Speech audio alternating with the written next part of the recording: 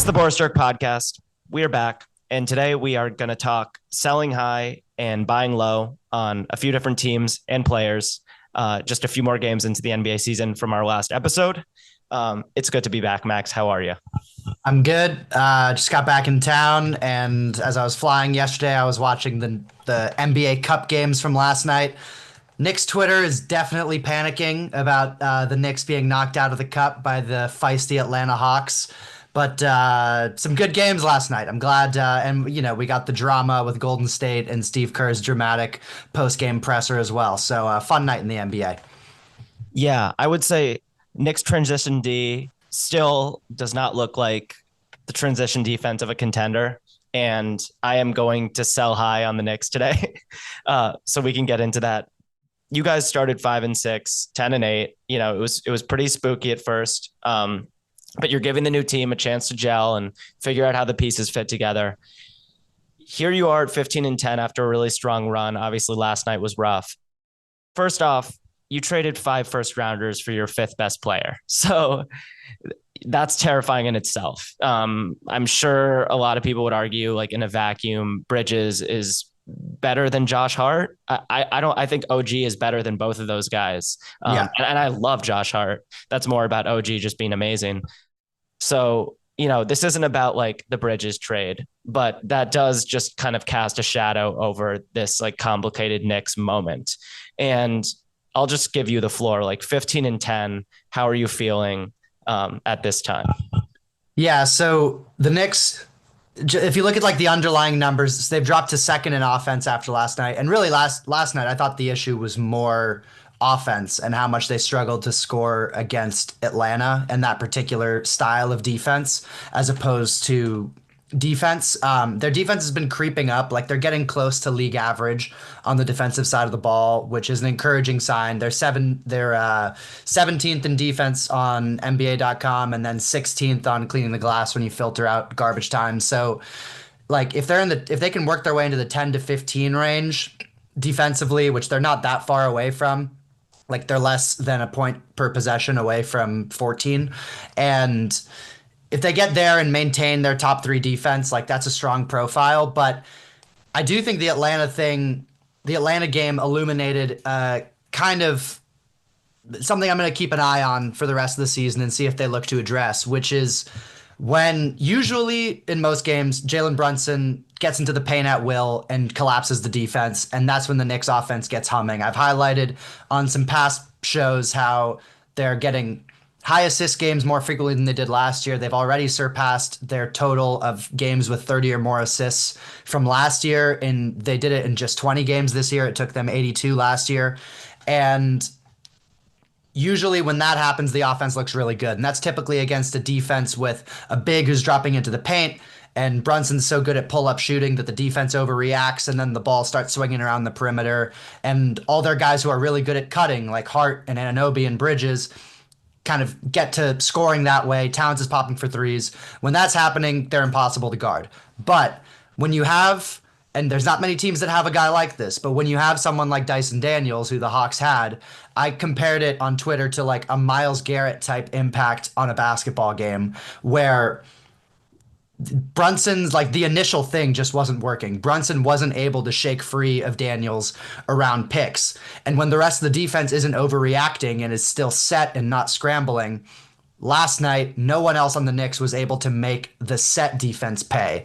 And that's what makes Boston so dangerous as a 5-out offense is they have 2 guys in Jaylen Brown and Jason Tatum who can get into the paint, but also they have Derek White, who's a good ball handler, and Drew Holiday, who's a good ball handler.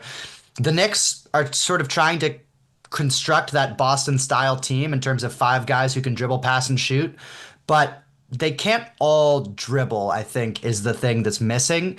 And last night, with Brunson unable to shake free of Daniels, that was the night that you needed Mikal Bridges to be able to create off the dribble. And he was being guarded by Trae Young for like a majority of that game. He should have been able to do it, but they just, for whatever reason, weren't featuring him in that way, whether that was more his fault or schematics is up to interpretation and up to sort of a deep film study, which I haven't done. But they need someone else on their team who's going to create those advantages consistently in the situations when Brunson can't. And there's very few teams who can shut Brunson down in the way that Atlanta did last night. Houston did it earlier this season, and the Knicks had a really tough offensive game against them as well.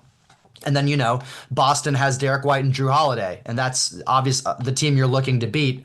Those are two of the better guard defenders you can throw at him. And if they were to get to a finals, which I don't think they're looking anything like a finals team, but if they played a team like OKC, who has a host of guard defenders to throw at him as well, you're going to need at some point, basically, is what I'm trying to say, someone else on the team to create advantages and draw double teams. So defensively, it's clear what they have to work on, and it's clear that at least they're making strides in the right direction.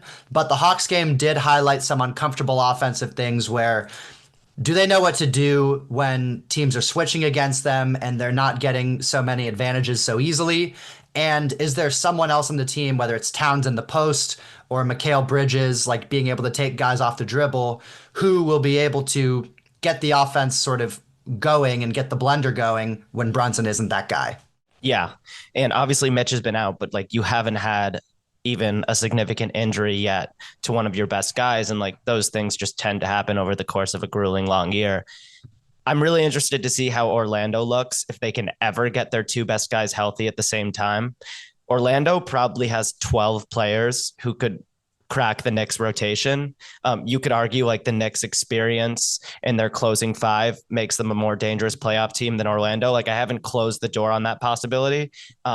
It's tough. Orlando looks really good without like their best group together so far this year. But I think, yeah, I want to see what Orlando looks like when Paolo comes back. If Franz can come back and play beside Paolo, I think we'll get a better sense of like where the Knicks fall in the East. Yeah, and the good thing for the Knicks is the rest of the East is coming along very slowly. Their chief competition for the 3 seed would have been the Orlando Magic, who are now missing whose top 2 players are out indefinitely. Like the Knicks can kind of scuffle along and still be a top 3 seed, top 4 seed at worst. Like there's no one really breathing down their necks as far as that's concerned.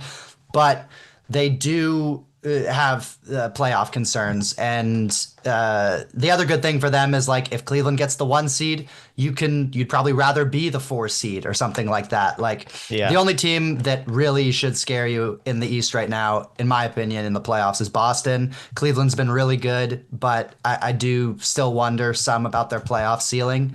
And yeah, so to be clear, I'm not selling high on the Knicks, but I'm definitely keeping a close eye on them, and I'm not buying a ton of shares either.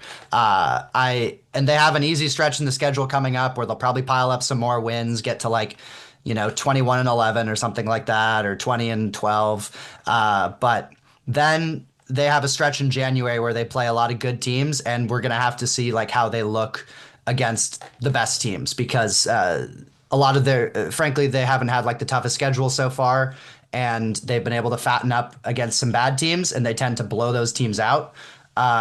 Which is what good teams should do, but it's also kind of inflating perhaps their offensive rating stats. So I'm curious to see more what these guys look like against the best defenses in the NBA. Yeah. Lastly, I'll just say fundamentally, I'm scared of a playoff defense that can't always hide Brunson from the point of attack and often has Karl Anthony Towns as the anchor / low man. Like it's just that in itself is fundamentally hard to overcome. And we haven't seen many really successful playoff teams have defensive concerns of that level at the 1 and the 5. But this team could figure it out, and their 5 best guys together look awesome. So let's wait and see. All right, give me a sell high or a buy low. All right. I'll also do a sell high from last night's games, and that is the Houston Rockets, but specifically as playoff contenders. Regular season, I think they're going to be really good, and they're gonna make the playoffs. They're going to be in the top 6 in the West, and quite possibly have a home court advantage in the playoffs. Before I get to some of the negatives with sell high, like they're just so fun to watch, and stylistically, like anyone who says the NBA doesn't play defense right now and is not a physical game needs to watch the Houston Rockets, because like they just play like March Madness style basketball almost. And that's the feel I got from the Warriors Rockets Cup game last night, was like a March Madness style in terms of how frenetic it was, how hard both teams were having to work for shots because they're two of the five best defenses in the league. But I don't trust them in the playoffs because I don't like their. I don't think they have like a go-to scorer in the half court at the end of games. Like it's Şengün, but you rarely see post players as like playoff closers. Jokic is kind of the exception to that rule, but like a lot of post players, it's hard because you can just double team in the post and you have to pass it out. I don't trust their shooting around him in those situations.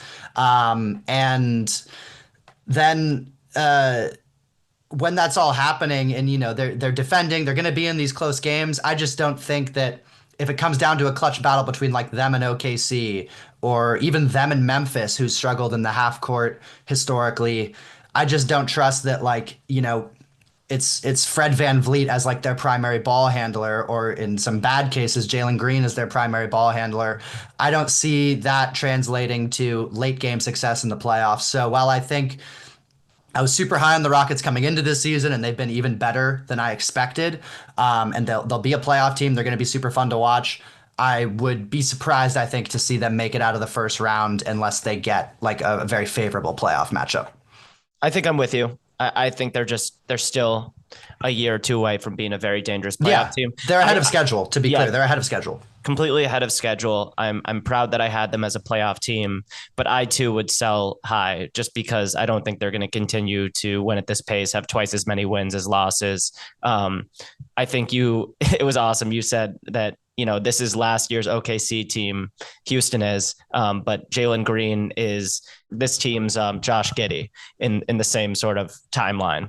And I think that's, obviously two very different types of players, but I totally agree. Like Jalen Green has already had some insanely backbreaking offensive decisions for this team in really important moments. They're 17-8, but I've watched a bunch of their games and I've already seen Jalen Green really, really hurt them, shot hunting late in games, thinking that it's his job to be Kobe on a team that's more about equality of opportunity, or just like getting it to Şengün in the post and letting him operate and create for others or himself. Like Jalen Green just isn't that guy. And then on defense, he's just not giving you enough that like it justifies his mentality on offense. So that's a concern. But again, there are only a few teams in the West I'd definitively take over Houston in a series. Like OKC for sure.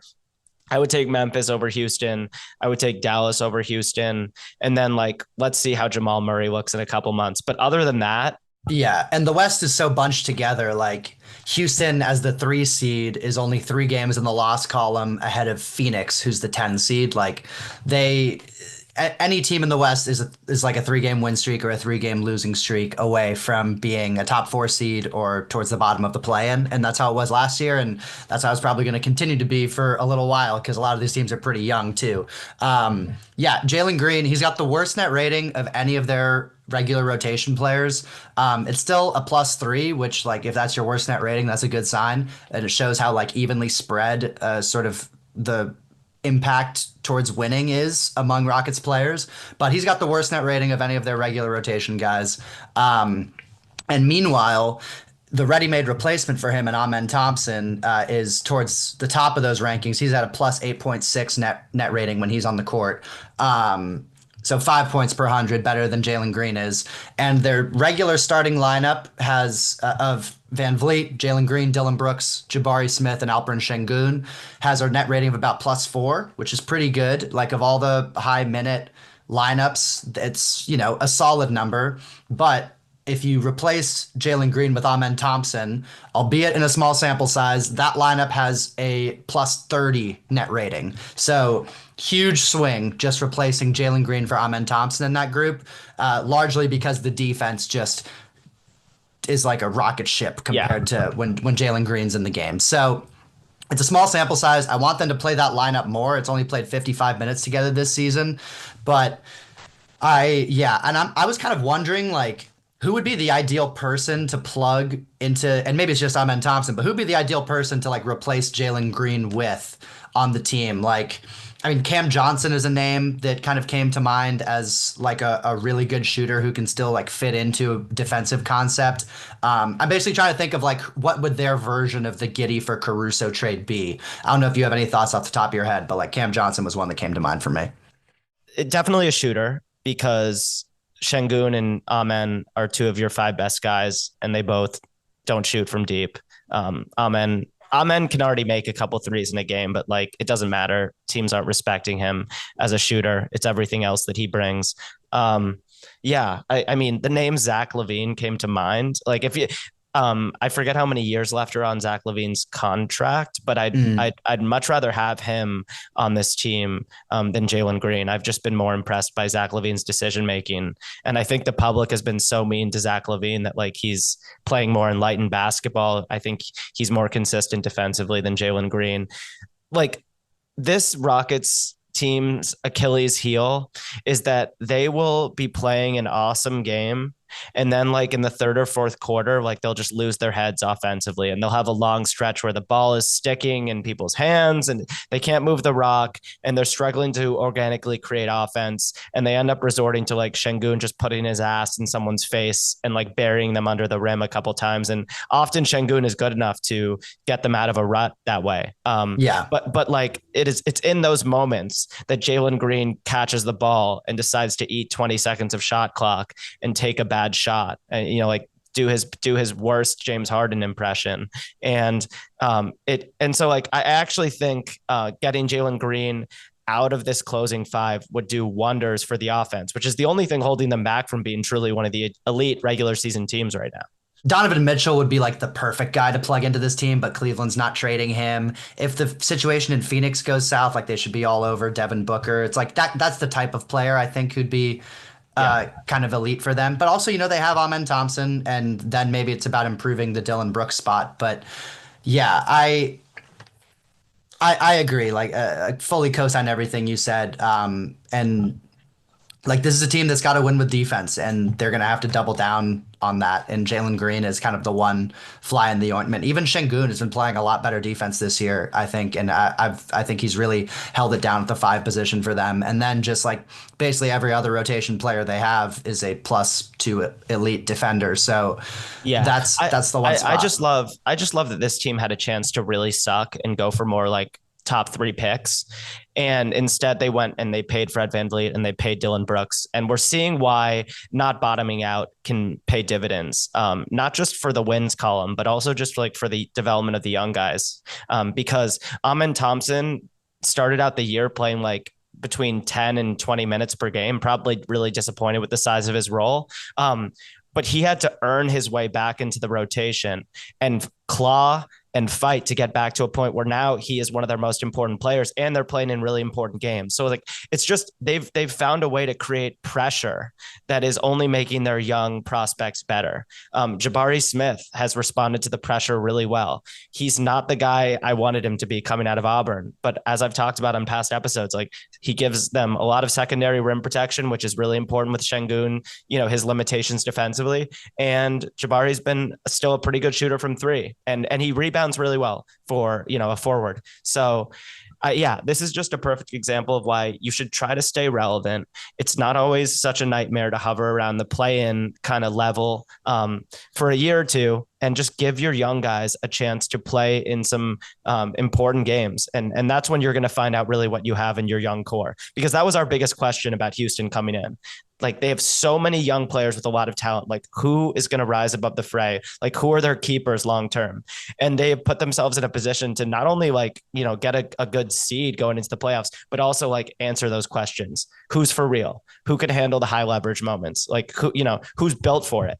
And like who can be Dylan Brooks' teammate and not just get like crushed and depressed playing next to him? Like who enjoys how much Dylan Brooks cares about winning and like his meanness. So yeah, I think it's it's probably really scary sometimes to be sitting between Ime and Dylan Brooks in the Rockets locker room, but no pressure, no diamonds, and it seems like it's paying dividends for them right now. All right, All give me right. another one. I don't think anyone is really low on Victor Wembanyama at this point, but I think he is just so special that I'm gonna call it buying low on Victor Wembanyama. As a Blazers fan, I grew up on stories of Walton's fucked up feet, Sam Bowie having the knees of a 50-year-old at 22, Greg Oden's kneecap literally cracking so loudly at age 20 that he didn't know the sound had come from his own body. Legends like Ralph Sampson, even Yao, who broke down at 28 and was so quickly done with basketball after that.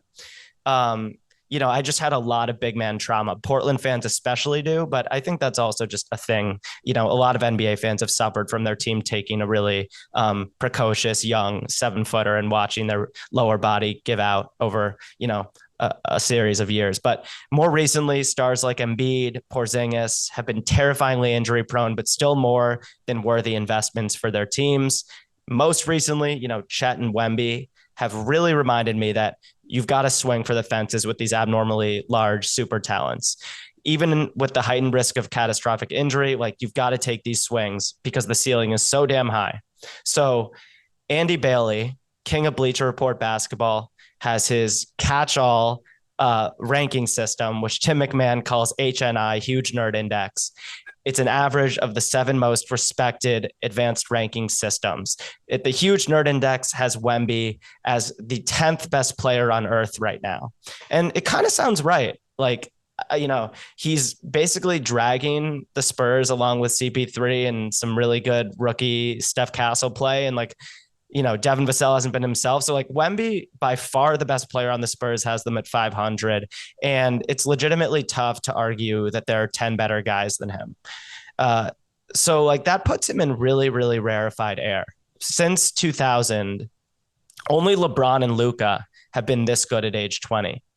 Luka got first team All NBA votes in year 2, 2020, which is simply ridiculous. And I don't think I know we knew it was crazy at the time, but it doesn't even sound right because LeBron got second team All NBA in 2004, his second year, which was the year Wemby was born. So Luka year 2 first team, LeBron year 2 second team, and All League second team is well within range for Wemby this year. And I don't know whether it's just that we've become so numb to his precociousness or casual fans don't give a damn about the 11 seed Spurs regular season. But I just wanted an excuse to plug that we are watching what could easily become one of the best basketball players ever. And he's improving at a generational pace. So yeah, buying low on Wemby, even though his stock price is incredibly high. Yeah, I mean, it does feel like a buy low though, because I feel like I haven't heard anyone talk about him this year really. And the Spurs are a 500 team and, could be on their way to more than that because they have a heavy Eastern Conference schedule coming up.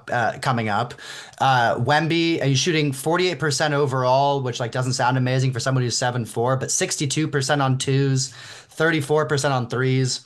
An 87% stroke from the free throw line, which is really impressive for a guy his size and shows just the elite level of touch that he has.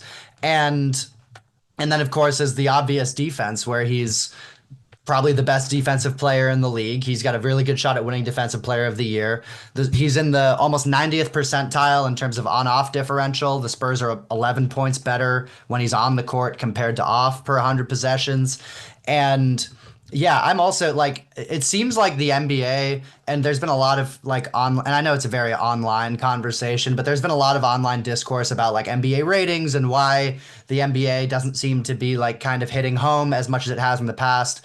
And a lot is being attributed to 3-point shooting, which I don't know, that always kind of rings a little bit. That doesn't quite strike home for me, but this is the type of guy who the NBA should be showcasing way more than they are. He's an absolute freak. He's going to be one of the best players in the league for a long time if he stays healthy, and he's got a chance to be the best. Yeah, he's got a chance to be the best player since LeBron. He's that level of talent and absolute just freak impact on winning on both sides of the ball. Yeah, and I haven't even loved his play style on offense. I've watched the Spurs a few times and said what a lot of people are saying, why is he playing like a guard? And I was kind of annoyed. I mean, I hope Coach Pop is getting better, But Popovich said before his time away from the game that that Wemby should be playing like a guard. Like he isn't a big man. He has guard skills, and that's the type of guy he is as a scorer. I just I just refuse to fully accept that. Like, use your size advantage. He finishes around the rim unlike anyone we've ever seen, just because he has the length of probably like 4 NBA players ever, and athleticism that none of the other three could have dreamed of. So Yeah. yeah, I just like, so much of what makes him special is the stuff he does around the rim, not just on defense. And I'd love to see him taking fewer jump shots. But is it incredible that the NBA can post on Twitter that he hits a one-legged three in transition, and swooshes it like it's nothing? Yeah, that stuff is awesome. And those clips do bring young people to the game. But I think the most efficient version of Wemby, not that, raw field goal percentage tells the story. We know that in 2024, but like, he just should be shooting over 50%. Yeah. And his shot diet is just more difficult than it needs to be. So, and then that's probably has a little bit to do with his teammates, a little bit to do with the fact that he plays with a couple really good players, Steph Castle, Jeremy Sohan, who don't space the floor and don't demand respect from defenses. And so, like, he has to be one of the shooters on his team. Like, part of his role is to stretch the floor and space things out for the Spurs. But yeah, like, this is where I kind of default to all of the funny things that Shaq would say about the way Wemby plays. Like be a big man, dominate, dunk on people, get to the rack more often, settle less from the arc. And but still, despite like Wemby still figuring out how to best utilize his unmatched gifts, like, he's a top 10 player in the league, or somewhere in that ballpark. Yeah. All right. My next buy low, and it's not a buy low standings wise, but it's a buy low hype wise, and that's the Memphis Grizzlies. They are tied for the 2 seed in the Western Conference at 17-8, despite having dealt with injuries to Ja Morant, as well as a host of other rotation players. And they're just doing what they always do under Taylor Jenkins, which is dominate in the regular season. Every year he's been there, they've gone significantly over their preseason win total, except for last year when they had catastrophic injuries. But they're fifth in offense, largely driven by offensive rating and transition play, seventh in defense, fourth in net rating, and very clearly looking like one of the top 5 teams in the league to this point. And even despite all their injuries, they're still like towards the top of the West. And even with some of their key players struggling, like, it doesn't matter. They're just such a deep team. They have so many guys who can contribute. And now that they're getting healthier, and guys should start to be like regressing more, like Desmond Bane in particular, his averages are way down compared to his career. Like, he's been shooting way worse than you would expect him to shoot. Like, Desmond Bane should get better. Ja Morant is back. Jaren's been awesome, and they're such a deep team that, like, this is a team that has a really good shot at getting a top 2 seed in the Western Conference. And they're the 3 right now, or tied for 2, and I would expect them to stay there as the year goes on. Yeah, huge men injury scares. Edie's been out a month, ankle. But another guy who was a good investment for them and was like worth the swing. If Edie ends up having chronic ankle issues, it was still a good pick just from what we've seen. But yeah, I'm with you. Just loving Memphis. I didn't have them on my list anywhere because I actually predicted them to be the 2 seed, and here they are. I know this is the West, and the West is so drastically different from the East, but Memphis is a perfect example of a team I look at and I'm just like, it makes me worried about the Knicks. Like, there are these teams that are just so stacked. And depending on the night with Memphis, like, you can get an awesome Jake LaRavia game. You can get an awesome Scottie Pippen Jr. game, whether Ja's healthy or not. Luke Kennard can come in and hit 3 threes. Santi Aldama has had some really nice moments for them. Like, they just have so many Swiss Army knives coming off the bench, in addition to the top end beasts that they have in, Ja, Jaren, and Bane. And Jalen Wells has just been icing on the cake. Like, I don't even think the Jalen Wells believers thought this rookie season was coming. So yeah, Memphis is stacked. God knows how good they look in the East right now. And yeah, I just really, really hope that this team can be full strength going into the playoffs, because they make the show all the more fun. Jaws talked about how he's going to be dunking less and preserving his health. For the latter parts of the season, we'll see. Yeah, Ja, he followed that up immediately with a double pump yeah, reverse dunk against the Celtics. It was one of the coolest dunks of the year. yeah, it's like the classic. What makes Ja so special is that he can't necessarily always control himself the way that he wants to. And I'm not talking about the off the court stuff. Just like Ja would be better served to be a little bit more ground bound during the regular season and then Yeah. just start dunking on people in the playoffs, or maybe not even then, because we've seen him get hurt in the playoffs landing hard. But Yeah, and then in the playoffs, it's going to come down to the half court offense, as it always does for them, and that's what's kind of held them back from achieving quite as much playoff success as regular season success over the course of this era with this team. Um, yeah, yeah, we'll see if it's any different. But as far as racking up regular season wins, there are few teams positioned better. And shout out to Jaren Jackson, who's having the most efficient season of his career. He would have been a good buy low candidate. He still is because I feel like he's still pretty underrated. But coming off the World Cup last year, and then with the year they had where almost their whole team was out, and he had to step into an offensive role that's not really his style, people got really low on him, yeah. and he's having the most efficient season of his career, playing tremendous defense, shooting 60% on twos, and just putting together a strong all-star case. So shout out to Jaren.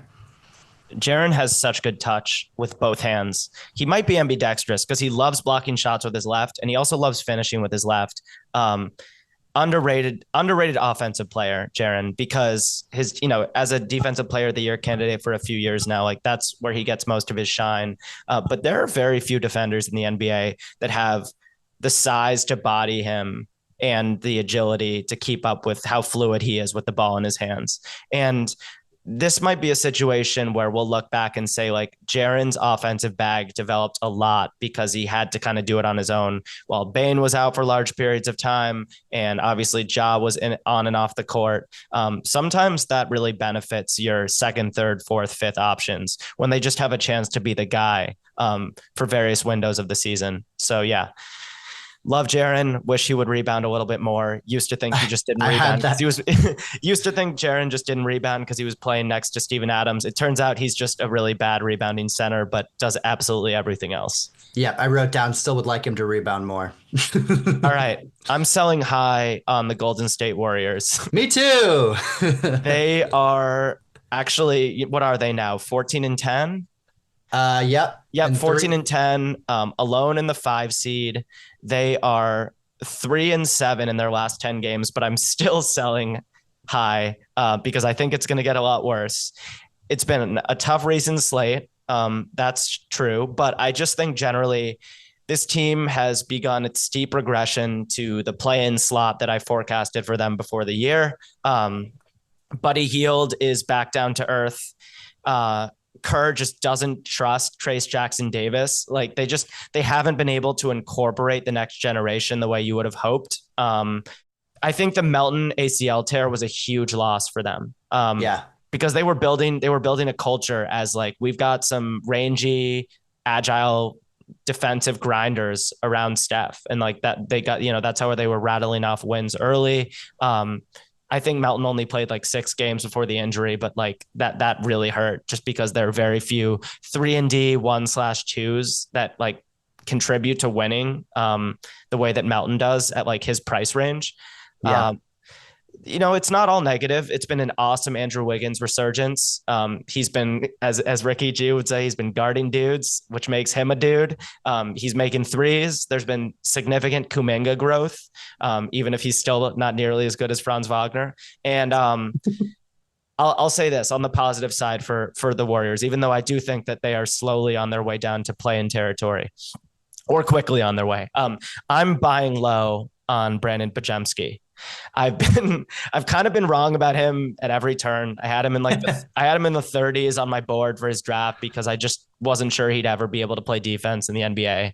I'm adding 5,000 shares of pods to the portfolio just because he's a really creative passer. He plays at his own unique pace and he rebounds his ass off. And the nightmare start for him has just been that he can't make jump shots. And like he's a good shooter. He might not be an awesome shooter, but this just reminds me a little bit of like when two really smart players I loved when they entered the league, Pat Connaughton and Dante DiVincenzo, just really struggled to shoot at the clip they had in college. And sometimes you just like miss shots early and you lose your confidence. Sometimes you've got to figure out how to get your shots off against NBA athletes. But Pods has really good touch, and I refuse to accept that he's really bad, and he has been really bad for them. So yeah, buying low on Pods, selling high on just about every other piece of this Warriors organization. Yeah. One other thing to highlight that's been a positive. Draymond is still incredible. Like Yeah, his defense against Şengün last night in the cup game was just pretty spectacular. And he tries all these tricks against Jokic, and it worked early in Jokic's career, but now Jokic is just realizes he's so much bigger than Draymond that he just doesn't really stand a chance against him. Şengün isn't quite as big as Jokic, so Draymond can really bother him with a lot of just like the way he gets up under you and the way he uses his length and all these different things to bother your release. He he's up to 38% from three this year. Like he's had an incredible season. He's still a top 5 defensive player in the league and would have a strong defensive player of the year case if it didn't seem like everyone's already given the award to Wemby. But he's been really spectacular. But the team just doesn't have enough offense. Like they're still a top 5 defense, but we saw towards the end of that Houston game, and I said how I don't like Houston's end of game offense. I sure as hell don't like Golden State's end of game offense, where Steph is the only guy on the court who I trust to create a shot for himself or others in like a cramped half court space. And as great as Steph is, the sort of the thing with him in certain situations throughout his career, which he can't help, is he's 6'3", and you can put 2 guys on him and take him away, and he's not going to athletically overpower in the way that like a big wing can to get to the basket. When you're 6'3", it just like you can't. When you're 6'3" and you have 2 6'8" guys on you, sometimes you just physically can't shoot over them or drive through them, and they don't have anyone else on their team who can take advantage of the defense in that cramped half court setting when he's doing that. So yeah, and I do have a pet theory on Podziemski, which there's no way to confirm without asking him directly, which we probably won't ever have the chance to do. But I do wonder if Chris Paul's departure from the team may have had a bit of a negative effect on Podziemski. When they drafted him, and I was a little higher on Podziemski than you were, but I still had him in the 20s as just like a solid bench player. But I thought that it was the perfect situation for him because, yes, you had Steph, who's like a great mentor, but you had Chris Paul, who's just like the quintessential pick and roll point guard. And I thought that at Santa Clara, Podziemski was just like a pick and roll savant, and that Chris Paul would be the perfect guy to learn from in terms of learning all the intricacies of the pick and roll game, the in between game, and all that. Now that Chris Paul's gone, like Steph is one of the 2 greatest point guards of all time, but he's barely as Ricky. We keep saying Ricky G's name, but a lot of people don't think that he is a point guard because he just plays such a unique style. He doesn't play like a traditional point guard. Brandon Podziemski is never going to play Steph Curry style of basketball. He wants to play, or he ideally would play like a watered down version of Chris Paul's style of basketball. And now that that's not there, I wonder if he's kind of searching a little bit for exactly how he wants to play. Just a pet theory, no way to confirm it, but yeah.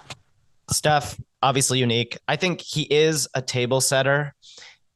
It's just so beautiful that he often sets the table for his offense off ball. Yeah. Like the way a point guard would bring the ball up and like get an action going, like Steph does that, but he's usually not actually holding the ball. Yeah, the Warriors are in a weird spot, and it'll be really interesting to see like what they do at the deadline. They have a lot of guys, and like, you know, there are theories that they've been playing all of these different guys because they want to boost, you know, trade stock and maybe cobble a couple of them together and get a better player. Jimmy Butler's been a name we've seen recently. Who knows if they have a real chance at Jimmy? It's like hard for me to think of a package the Heat would actually want, but like I'd rather get Pods than Bradley Beal. So I don't know. Maybe Jimmy to Golden State could be a thing. Yeah, and their schedule is just brutal coming up. Like, not to do the Bill Simmons rattle off their next opponents thing, but their next 10 games or 10 plus games, they have Dallas, Memphis, Minnesota, the Lakers, the Clippers, Phoenix, Cleveland, Philly, who's getting healthier, Memphis, Sacramento, Miami. Like, those are all competitive games. they're not going to be like a surefire to win in any of those. Also, Indiana, who's been maybe they'll probably win that one, but yeah, it's just they had a hot start, but I just don't think they can score enough. Even if they could get Jimmy without having to give up Wiggins or Kuminga, this is where I agree with you that it isn't just threes that have damaged the NBA product, but there's some like fun roster constructions that are just not so feasible anymore because you need a certain number of shooters on the floor at a time. And like I think Draymond, Jimmy, and Draymond, Jimmy, Kuminga lineups could really be a spacing nightmare, and so that might make Golden State an unrealistic landing spot for Jimmy, even if they could get a deal done. But yeah, Yeah, let's see what happens for the next few weeks with Golden State as they enter a bit of a gauntlet in the schedule.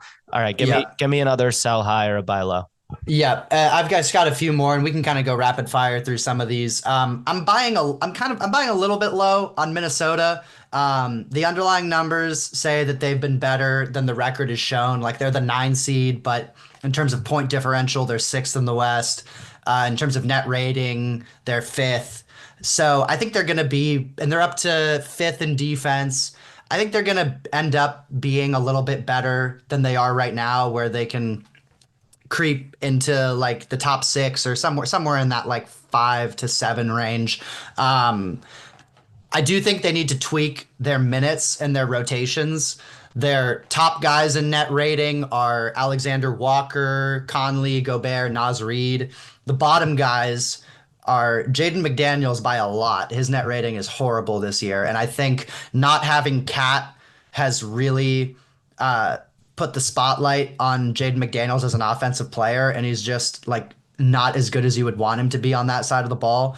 And then Randall is the second worst on their team in net rating of all the like big time rotation guys. So I think they need to tweak the minutes in rotation, put egos aside, and play Nas more because they need him to replace what they lost with Cat. They need to play Alexander Walker more. They might even consider starting like Conley, Edwards, Alexander Walker, Nas Reid, and Gobert. I think that might be their best 5-man lineup with how DiVincenzo's kind of struggled to start this year.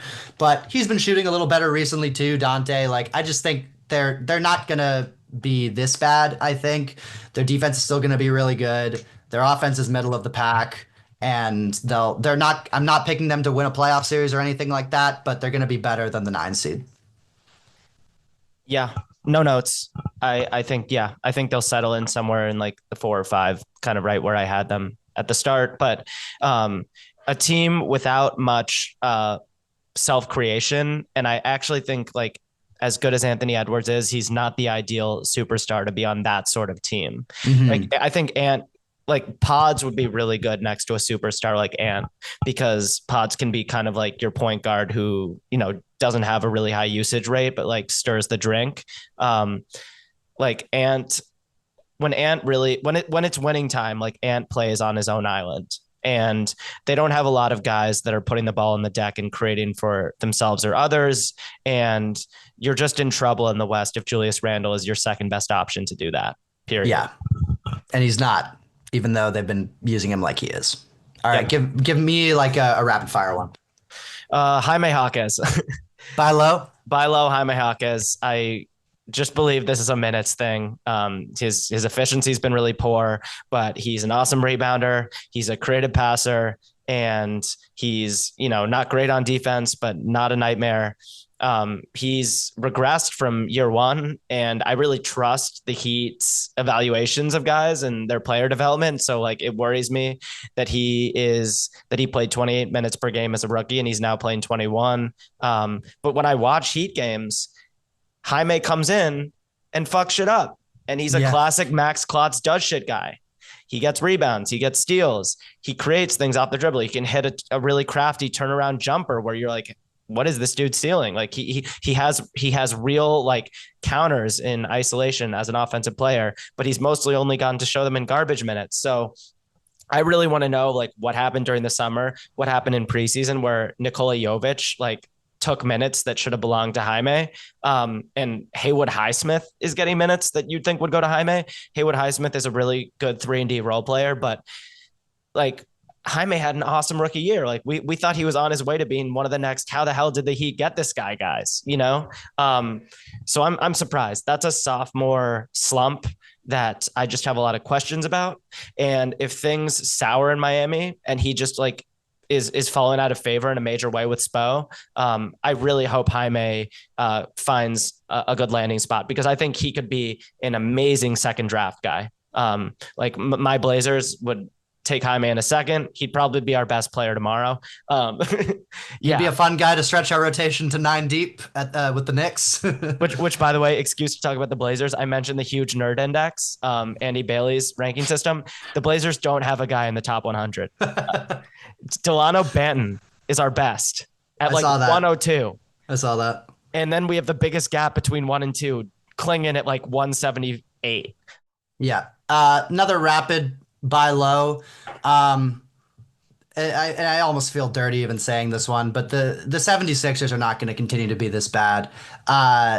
And with how bad they've been, they're only 2 games back of the 8th seed because the East It's sucks. insane, dude. It's insane. I can't believe what's happened to the East. They've won 5 of their last 8 games. Embiid came back and had a 30-point game the other night. So maybe he had a full practice. So maybe he's getting healthier.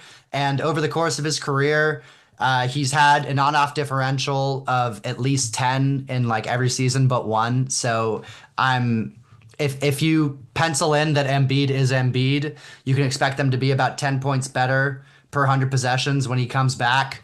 And it just slides everyone down into their proper roles. Like at least the silver lining here is they've been able to get some really good stuff from Jared McCain and from Gershon Yabusele, who should continue to get minutes and big roles as Embiid comes back.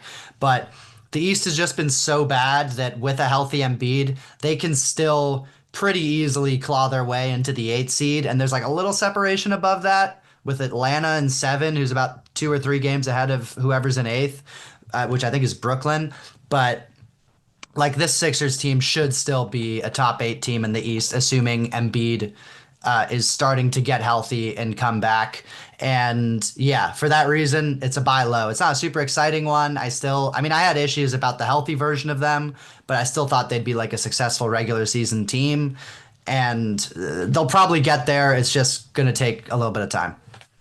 Nick Nurse is a coach that I think should get another chance in like a more emotionally healthy, stable environment.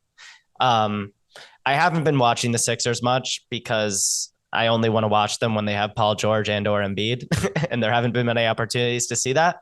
But when the last time I was really tapped in with Nick Nurse, I thought he was fucking awesome. So yeah, it's the East. The collapse of the East is, I guess, kind of easy to explain. Like the Bucks just aren't the team, or record wise, they haven't been the team we wanted them to be. The team that, Giannis deserves at this stage in his career. The Raptors and the Hornets were in this class of kind of like middle of the pack teams that really could have taken a step if they weren't ransacked by injuries, and Scotty Barnes is out for a while again.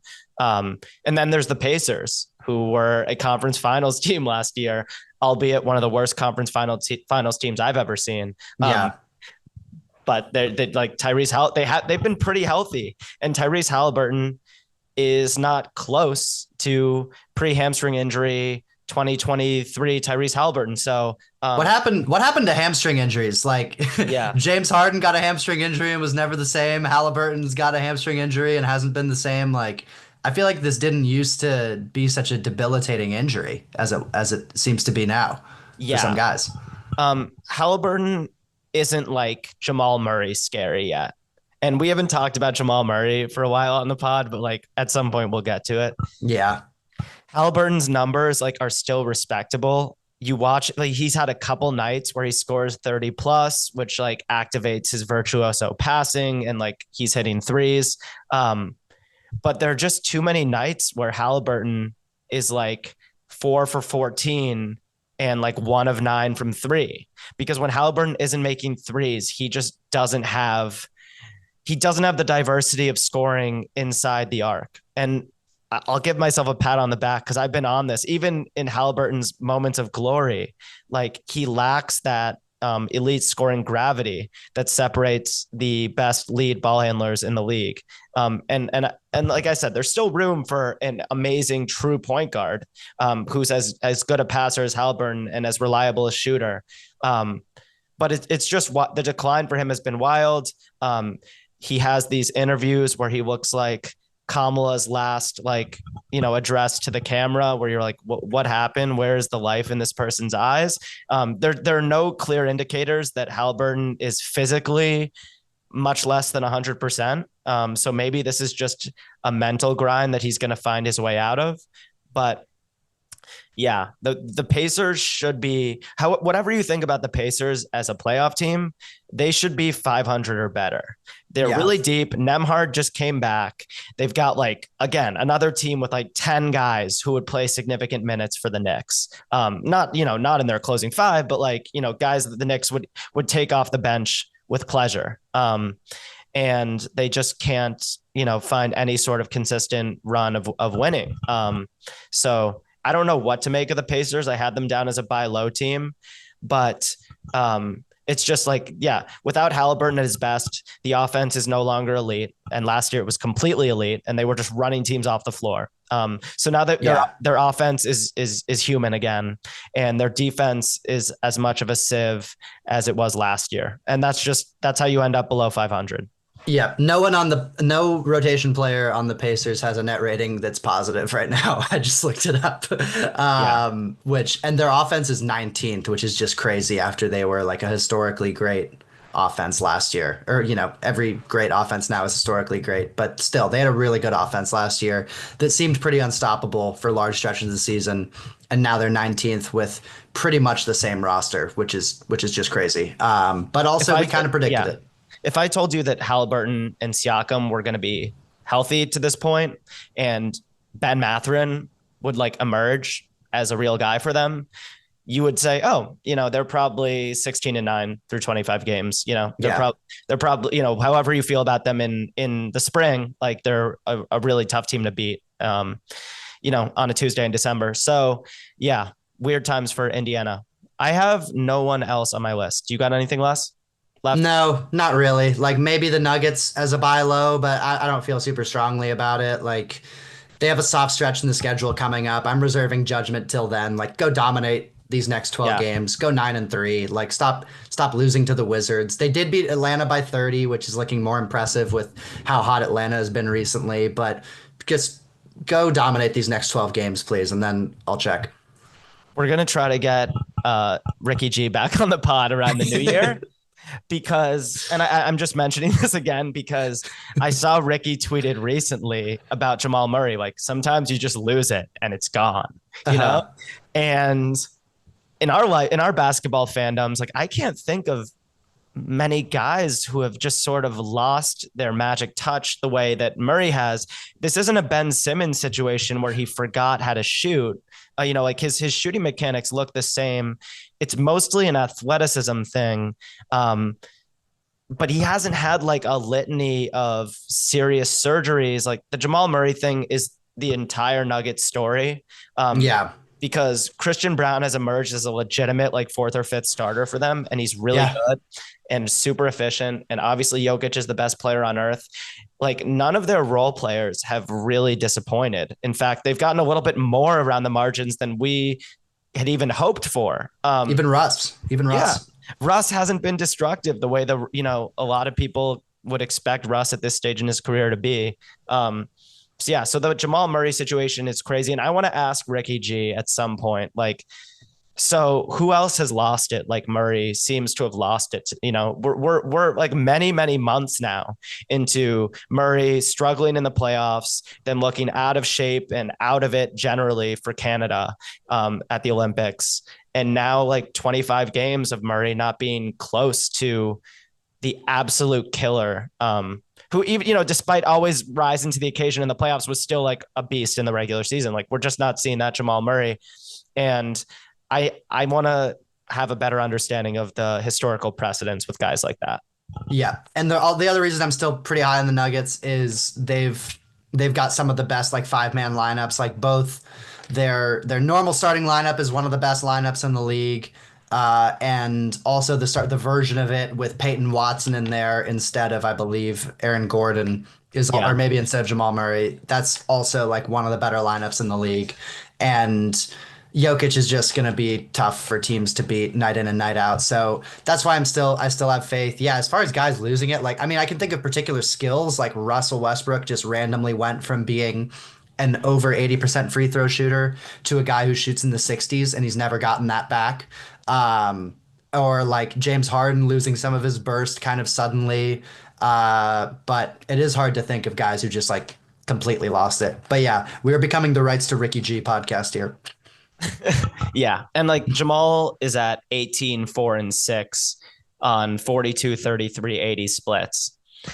I hadn't even looked at his stats in a couple weeks, but just the eye test is different.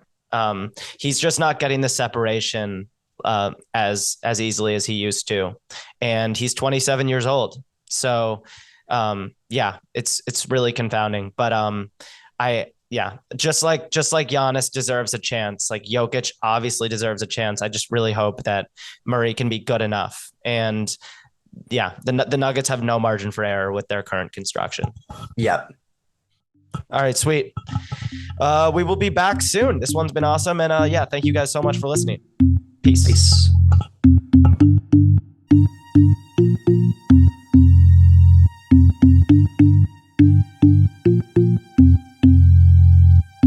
Boris Dirk.